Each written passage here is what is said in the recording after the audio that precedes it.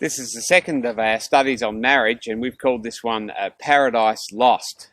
In the first study, we saw that the very heart of relationships comes from our God, who is a relational God. Everything about him is about relationships. We saw the way that males and females were created for marriage in the same way that God is in his very nature. In this study, we look at what people call the fall. The time when sin entered the world and when really relationships went wrong. In a way, you could call this study the fall of marriage. As a pastor, I'm someone who does marriage counselling with people, and as I do this marriage counselling, I find this Genesis 3 very helpful because it tells us of the real situation that we're in today. The places where we fail in relationships. So I hope you enjoy this study. Genesis 3, the opening of it, gives us a very beautiful picture of harmony between human beings and God, human beings and one another, and with the creation itself. And it says there that God wanted to walk with Adam in the garden in the cool of the day. I remember a friend of mine in a Bible study once said this puzzled him. Why did it say that? God wanted to walk in the garden with Adam in the cool of the day. One day it hit him like a ton of bricks. He said, man, that's because that's what God most wants to do, to walk with us in the garden, sharing all the riches of creation in that intimate kind of friendship with God. That's where life flourishes. Get with God. That's where we'll know that. At the fall, we see all of the problems that come into a relationship, the relationship between Adam and Eve, but then they spread to all other relationships of those who come from Adam and Eve.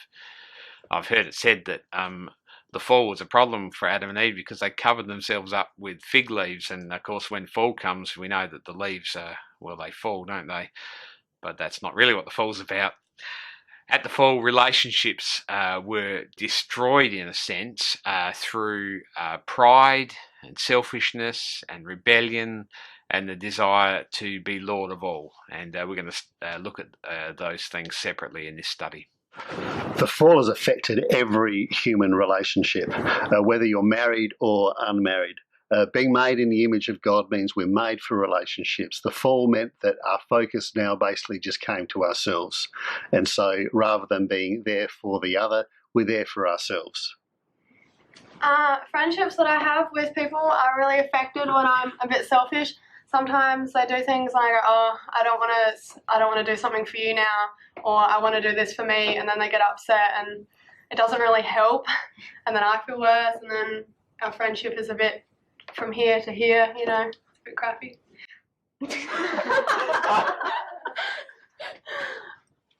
You always have to be in charge of what's going on and what's happening and whatever you're doing. So society really expects you to have this kind of high self-esteem, very confident, and be like prideful almost, which is not always a good thing. Kind of can affect your relationships pretty badly. Makes it harder to say sorry, eh? Sorry. Yeah, I'm sorry too.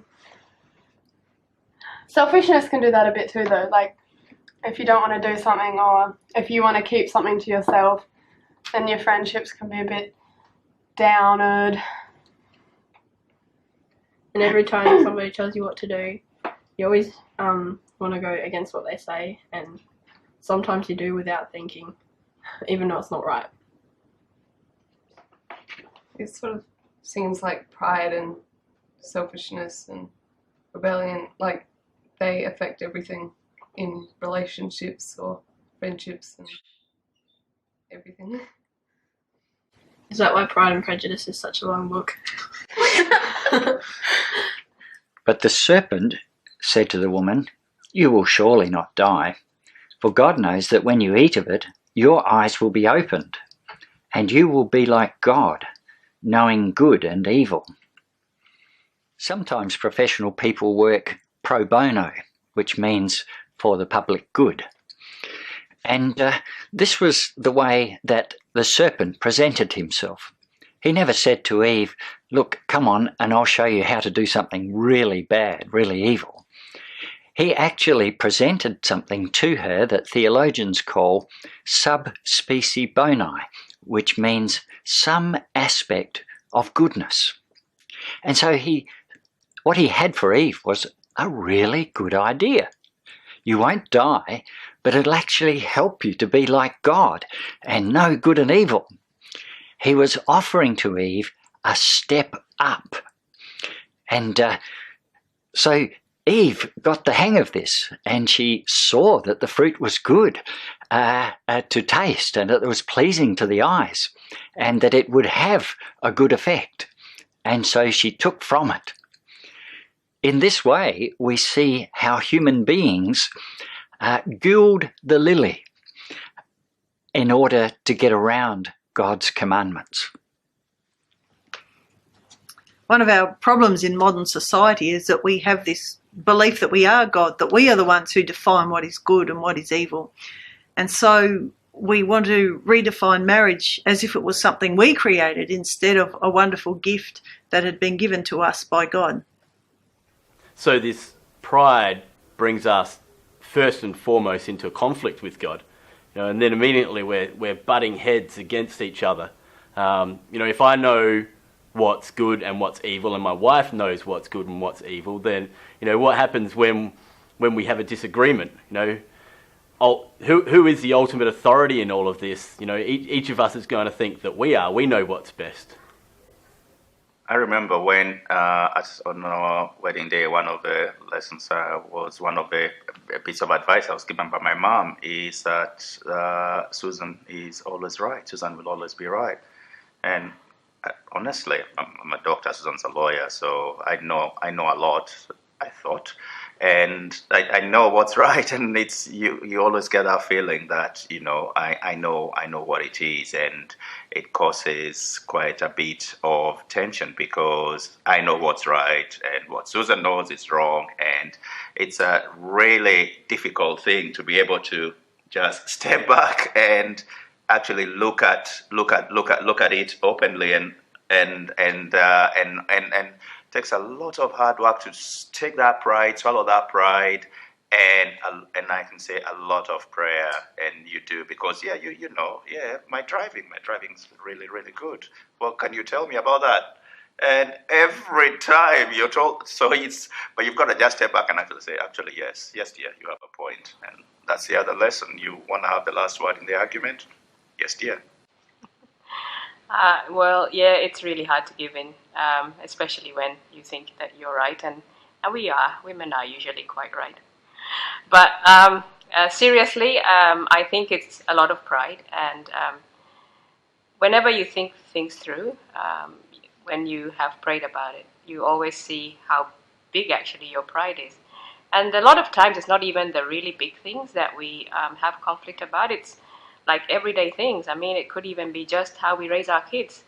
And sometimes you might really feel, especially as a mother, that you really know a lot about what's right for the children. And like for me, when Ken's away a lot, and so sometimes I might even resent the fact that he thinks he knows what's right. But, in the end, I have to sort of calm down and think things through his way. I mean, the best thing that has helped us is that we are able to sort of talk about things after we've cooled down a bit and pray through things, and that's helped. But conflict is always there. It's there with the kids. It's there all around us, because everybody actually loves to be right and nobody wants to be wrong. We read on in Genesis 3, the man said, "The woman whom you gave to be with me, she gave me the fruit from the tree, and I ate." Then the Lord God said to the woman, "What is this that you have done?" The woman said, "The serpent tricked me, and I ate." So all the harmony that was there at the opening of chapter 3 is just bangs, gone in an instant. And we notice now that concern has turned from the other to self. It's all out now for number one. There's no loving and caring for the other. It's about number one and defending ourselves, justifying ourselves. So there we say, I didn't do it, he did it. It's not my fault, it's her fault. And they're accusing each other like crazy. And I guess that's probably quite familiar to all of us who are in marriage relationships. So in essence, what Adam was saying to Eve was something along the lines of, I know you have some good points, but that's why I married you. But in the end of the day, you're the one that's to blame for our problems. So, it's kind of the attitude we get, isn't it? It's not my fault. We're so convinced of this when we go about our daily lives. It gets very destructive, that whole me right, you wrong sort of mentality. But when we stop and think about it, what is the reality of this? We know that in the end, we're both wrong. And in the story of Adam and Eve, both had rebelled against, the God of all love. After sin, marriage always means the coming together of two people who think that they are right, but are usually always wrong. Adam, when he had to face God after he knew he had done wrong, knew that he would face what I call the have you question. In families, we have lots of have you questions. Have you put out the garbage, dear? Or have you measured, have you repaired that tap that was leaking? Have you kids tidied your rooms? There's always have you questions. And Adam knew that he was in for the biggest have you of them all. Have you eaten of the tree I commanded you not to eat?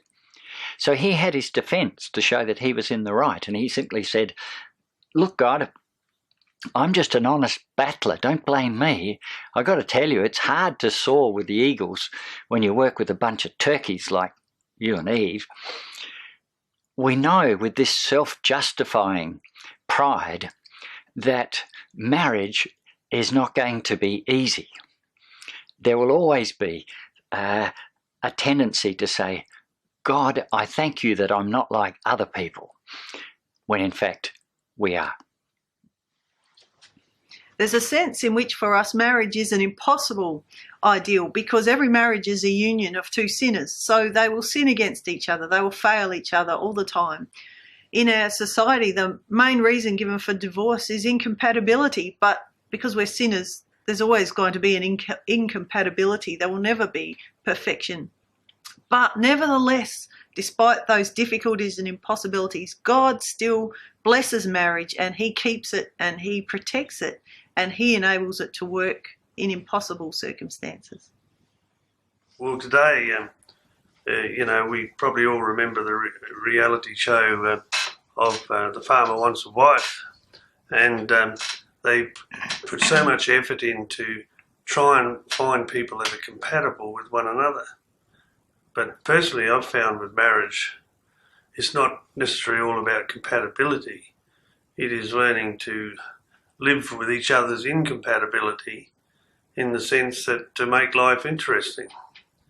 And I'm certainly not compatible with Rita when it comes to gardening. And, and she's not compatible with me with a few things, I guess. But we share our interest with one another. And I support her in her gardening, even though I don't do much physical work toward it. But I encourage her with her interest. So incompatibility don't necessarily affect a marriage. It can enhance a marriage.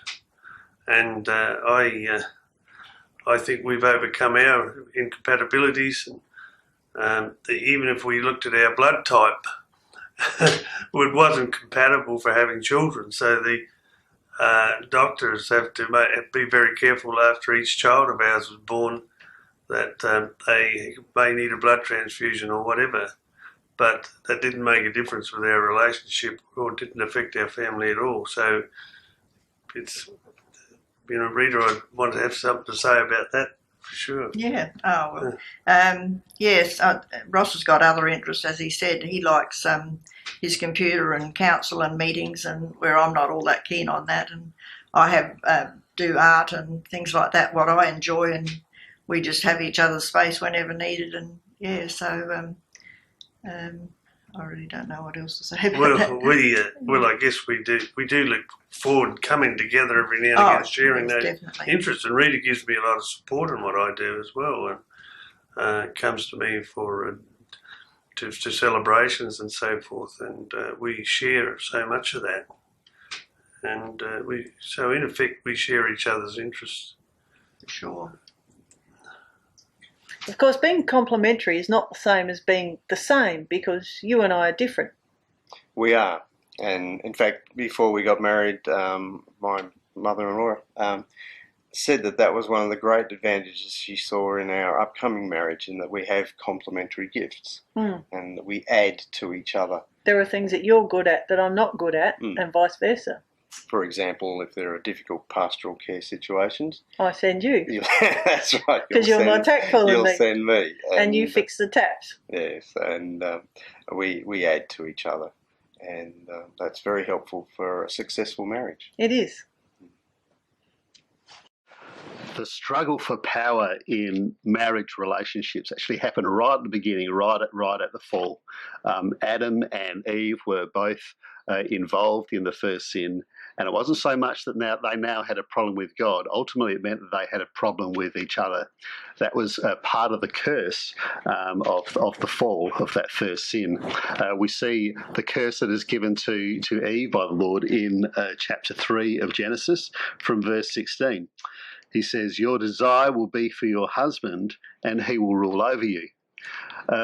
Sometimes we can read a passage like that completely out of context and think that this is referring to the fact that Eve will desire her husband in a loving relationship. But it's really not what the passage is saying at all. We need to remember this is actually part of the curse. And what the Lord is actually saying, as a result of the fall, of going after their own power, Eve is now going to desire the power of her husband, but she is going to be frustrated because her husband will rule over her.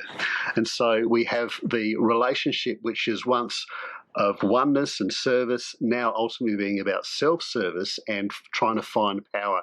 And that relationship is actually really torn apart at the fall. We see the same word actually used in relationship to Cain and Abel. Cain is very angry because the Lord has not accepted his offering. And the Lord speaks to Cain in chapter 4 of Genesis in verse 6, saying, "But if you do not do what is right, sin is crouching at your door. It desires to have you, but you must master it." So it's the same phrase which is actually being used with Adam and Eve here, saying that sin is crouching at your door and it desires to have what you have. And so the Lord is actually saying to Eve, because of the result of the fall, you're going to desire to have what Adam has, which is the authority to rule and to be the head in the relationship. And that means that relationship is essentially torn apart. Part of the fallout of the fall is that there is this deep power struggle between husband and wife. Each will have a kind of hankering to want to get the upper hand over the other. And husband and wife, I think a lot of the time, subconsciously will use whatever there is at their disposal in their relationship, their strength, might be logical argument, might be manipulation, can be sexuality. Use all of these things and to try and manipulate and get the upper hand.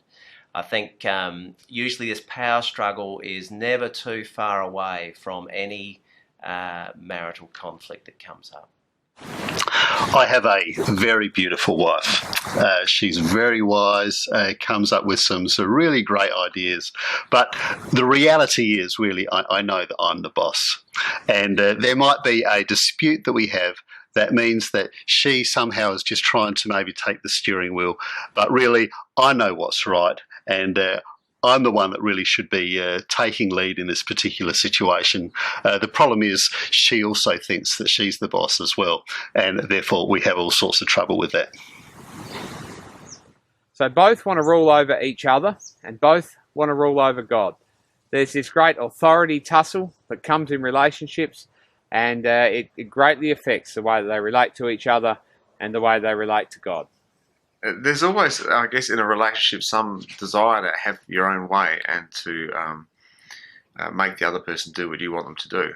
And it's all sorts of different things. It can be how you like the toilet roll hung up. I mean, that's pretty stupid, really, isn't it? But there's all sorts of things where, it wasn't until I read that passage and had explained to me what the full meaning of it. I thought, oh yeah, that happens all the time. I do that all the time. That I actually laud it, and I guess you might have some reflections on that too. I'm not going to tell you what you think. I think as you're married longer, as you get older, you get a bit more set in your ways. You have to always struggle with that. When you're tired and busy, you get busier as you get older, and you get your teenage kids, and you need to be in about 10 places at once, and then it's a lot easier to be irritable, and you just have to keep working on that, trying not to be too grumpy at each other and too irritated when you're tired. And when the really romantic feeling of love sort of lessens, it's a little harder. The rubber hits the road some days. Yeah, I think too, though, that as you get, I don't know, I think that because we were married, we were quite young, we were both, Tanya was 20, I was 21, that, although we become set in our ways, I think often our ways actually, the way that I like my household now is far more similar to what Tanya likes than what my household I grew up in. And that's a huge advantage, I think, is that, even my workshop, which is not tidy, is a lot tidier than it would have been, compared to what my father had. So I think you sharpen each other, I guess the Bible says iron sharpens iron. And you actually have that influence on each other. But there's still that contention, whether it's how you spend money or what you do with your holidays or all those things. When you want your husband's haircut. I think it looks fine, personally. One of the things I really love about the Bible and the gospel is that it is so real and down to earth and human. If we read Genesis 3 and how it describes the realities, the cold, hard realities of living out a relationship, it's very realistic, talks about the pain and the struggles and the difficulties that we have. A lot of time these days, young people get this kind of sickly, romantic idea of what marriage will be, a sort of fairy tale image. And it's very unrealistic and sets young people up for a lot of disappointment and actually failure. Whereas the gospel addresses the real situation in life, the real things that we struggle with. We need to be able to accept that. It's not that marriage isn't still the best relationship that there is. It is, and the Bible celebrates that. But it acknowledges the realities we struggle with as well. Okay. So through the fall, we can see there's a great damage that's been done to relationships, and we might ask the question, well, is there any hope then for relationships? Can marriage survive? Can anybody survive such a great assault on true and pure relationships? Every marriage relationship has two sinners in it, and that's a great problem. We see as Christians the answer to the problems of the fall and of sin comes through Jesus, God's Son, and that through his death he brought a reconciliation when he took the punishment due for our sin in relationships. He brought a reconciliation between us and the Father. And if there's a reconciliation between us and the Father, then there can be a reconciliation between human beings and human beings, or more particularly between husband and wife. And so they can actually live in this fullness in a relationship. There can be a forgiveness and a humility come to broken relationships, and it comes through Jesus Christ. Because Jesus has joined us to God in the cross and in his resurrection, we can be joined to each other in our human relationships as well.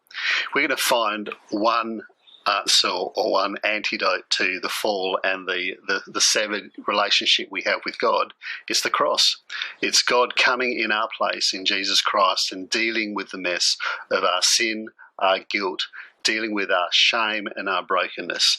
And a wonderful reality of that is that when we come to receive God's love in that way, we recognise we don't actually need to hold on to power anymore. because we've been given everything in Christ, and therefore we can be more about serving and loving rather than self-protection.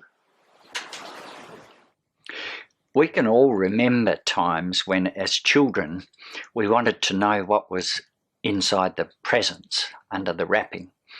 And so perhaps we snuck in to those presents under the Christmas tree, or the one in the cupboard for our birthday, and we just carefully lifted the sticky tape and looked at the end of the box.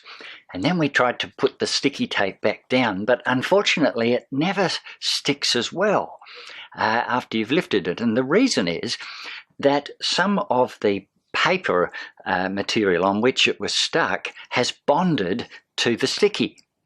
And that impurity impedes any subsequent bonding.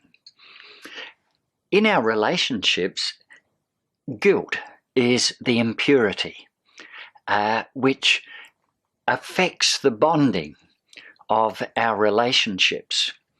And it is that impurity of guilt that Jesus has dealt with in his forgiveness through the cross.